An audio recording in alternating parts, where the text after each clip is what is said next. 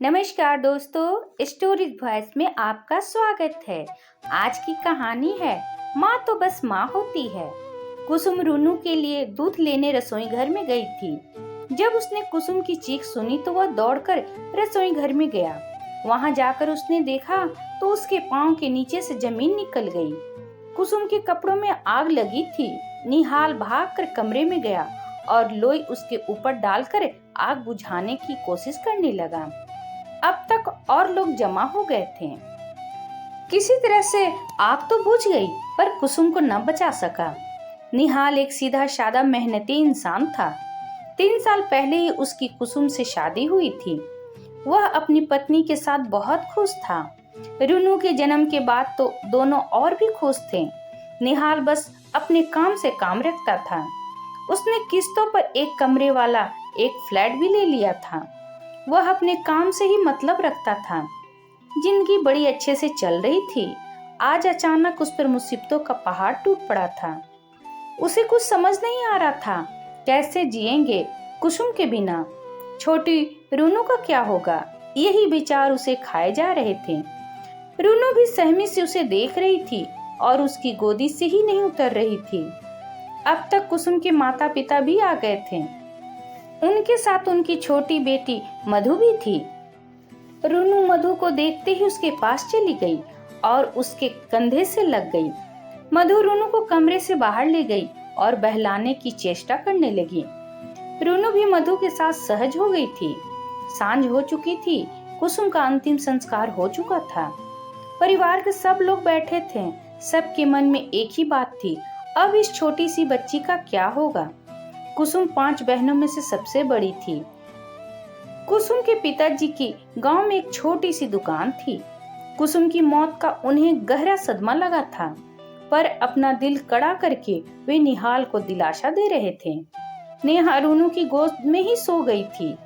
अचानक कुसुम के पिताजी उठे और निहाल के पास आकर बैठ गए। उन्होंने बड़े प्यार से निहाल के सर पर हाथ फेरते हुए कहा, वे मधु को कुसुम की जगह पर रूनू की जिम्मेदारी देने को तैयार हैं। इसी में सभी की भलाई है।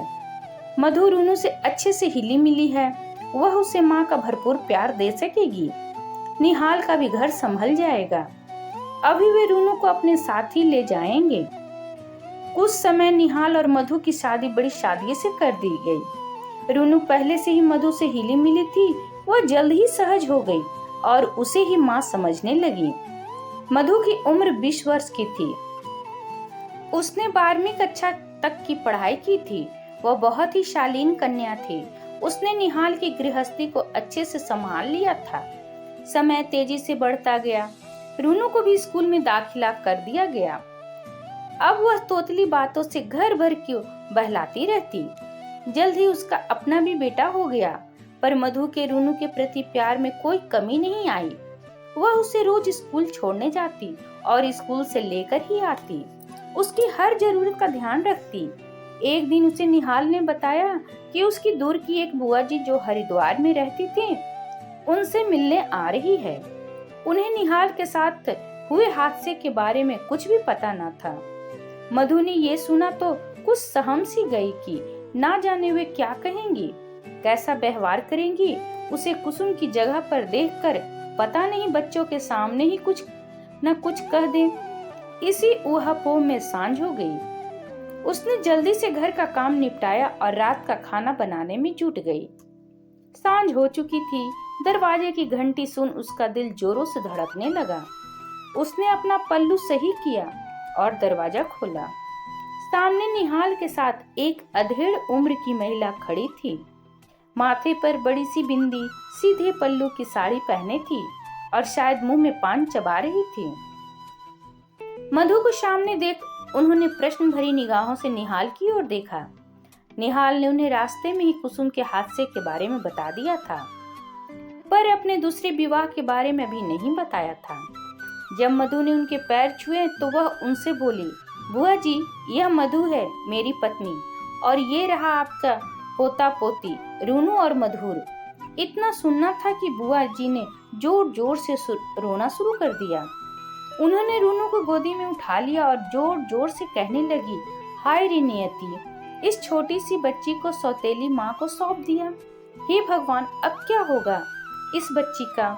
रूनू हैरान थी कि यह क्या हो रहा है। वह बुआ जी से अपने आप को छुड़ाकर मधु से लिपट गई। निहाल ने उन्हें बहुत समझाने की कोशिश की, पर वे शांत ही नहीं हो रही थी। निहाल उन्हें किसी तरह से शांत करके कमरे में ले गया। बच्चे भी सहमे हुए थे। आखिर रूनू मधु से पूछने लगी, माँ, सौतेली माँ क्या होती है? मधु ने उसे सीने से लगा लिया और बेतहासा चूमते हुए कहने लगी, माँ बस माँ ही होती है, जैसे मैं तुम्हारी हूँ। आशा करती हूँ कहानी आपको पसंद आई होगी। इस पर आपकी क्या राय है कमेंट करके जरूर बताएं, और अगर पसंद आए तो प्लीज लाइक जरूर कर दें, और मेरे चैनल पर नए हैं तो सब्सक्राइब करना ना भूलें। वीडियो देखने के लिए आपका बहुत बहुत धन्यवाद।